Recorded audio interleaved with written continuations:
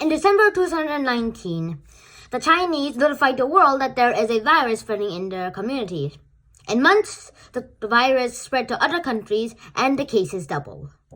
This virus is called COVID-19 and gives the infection of the lung disease. What is this virus? How does it infect our cells? And is there a vaccine for it? If there isn't, how can we protect ourselves from it? Hi guys, my name is Sean and today we're going to talk about this corona cases and a lot about the coronavirus epidemic that has been going on since 2019 in December. And I have been in China when that happened and I had to move to Korea, which is where I am now. So I'm going to tell you all about it right now. And this is a map of the world. It's drawn by myself. And even though there is almost no cases in Antarctica, some people even went there. Even some expeditions have went there. And well, the virus got killed because viruses can't live in very cold places. Now let's answer this question. How does a virus infect our own bodies?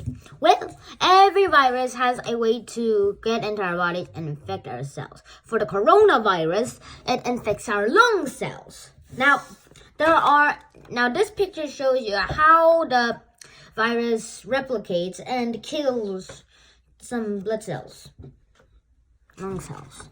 Now imagine that all these red cells used to be white. And imagine there's only this virus right here. This virus only right here. Now that virus is sneaky, so it goes into one of your cells, like intruders going into a stranger's house, like your house, and it has little spacings out of it, kind of like the emoji of a virus. Those clippings are like keys for the lock. Now the virus injects the keys into some receptors on the cells, which opens it and injects the RNA into the nucleus of the cell. Now let me tell you something. Every kind of virus has a kind of genetic thing. It can have DNA, twisty ladders, or RNA, half of that twisty ladder. Now, you might wonder of this. What does the coronavirus genetic material is? Well, the coronavirus's genetic material is RNA. The RNA gives the nucleus the codes of how to make a cell, a virus, and it makes a lot of viruses, and even makes the clumps in a different type of thing called the ribosomes. Now, when they are put together, they make a whole new virus. And after it gets too many viruses, it gets one order left. Destroy itself. Now, the cell somehow melts away and releasing new virus particles to infect new cells. Now, the virus has infected your body for about a week, and now it's gonna use your own immune system to fight yourself. Now, your own immune system can also be very bad for you. So, as the virus goes fight the immune system, it infects some of them. And here's how they get confused. Now, cells have no eyes or mouth or nose or ears. They communicate by a type of sensory system like sound waves, and that's what activates every immune response. The immune responses are like things to help you feel better. Now, the virus infects some of the cells and gives out the same messages but something else and gets the immune system cells to get very confused, and it uses too much equipment. So in the future there will be bacteria, even though there are bacteria, and it will be very hard to fight. but slowly the immune system regains control. Now, there are also two types of cells. One type of cell usually kills the viruses and pumps, and as it gets infected and gets so confused, it injects so many enzymes that it kills viruses and healthy lung tissues. Now, others are called T cells. These T cells usually get infected cells to kill themselves. But the killer T cells get so angry too that they also kill healthy lung cells. Yeah, you know what I mean? Now, as slowly the immune system regains its control, and it fights off all the viruses and it cleans the battlefield. Recovery begins.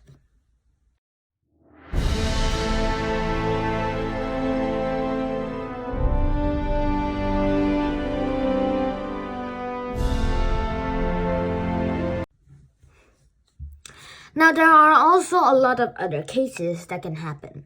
There are two possibilities like the coronavirus to end. It can be a fast pandemic or it will be a very slow pandemic. If the case for a fast pandemic is true, then horrible decisions will have to be made for who lives and who dies. And if it becomes a slow pandemic, everyone will get enough equipment and the pandemic will be end and it won't be remembered by the history books.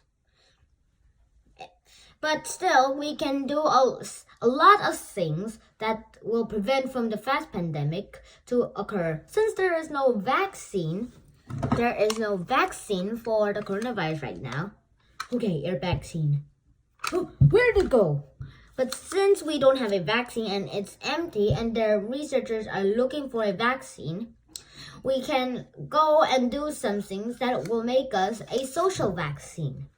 Now, this simply means two things: not getting infected and not infecting others. Now, there are a lot of different ways we can do this. But still, it's quite hard, none of this is actually fun, but it does show that there are good hospital reasons, and it uses so much hospital things, and also gives us healthcare system. We can still do some fun things at home. And the quarantine, some countries are on the quarantine. These quarantines are, order people to stay at homes, or flight restrictions, or even just never going anywhere, just staying at home forever and ever and don't go to school. But still, they do go to school. I heard that the Koreans allowed children to go to school, but more kids got the corona cases, so they closed the schools again. Weird. Now, there are a lot of different Now, the quarantine isn't actually fun, but still, if you should understand how the healthcare workers feel about you, and you should respect for them to give you the quarantine. Now, there are a lot of different ways we can do this to help this prevention. There are a lot of ways we can do this too. Let me tell you what I mean. The virus is spreading everywhere, and since our immune systems doesn't even know how to get rid of these viruses, and there is no vaccine for it yet, we can still social vaccine us. And also, here's one more thing that I really want to tell you. Wash your hands. Now, it might seem that washing our hands doesn't seem a good idea for viruses, because viruses might even use those club things to attach to cells. But no, soap is a very powerful tool. It makes your hands slippery, so it, slips off the viruses into a different place, and the water will rinse it off. Let me show you. If you get some glass of water and you put oil in it, and what will happen if you mix them up?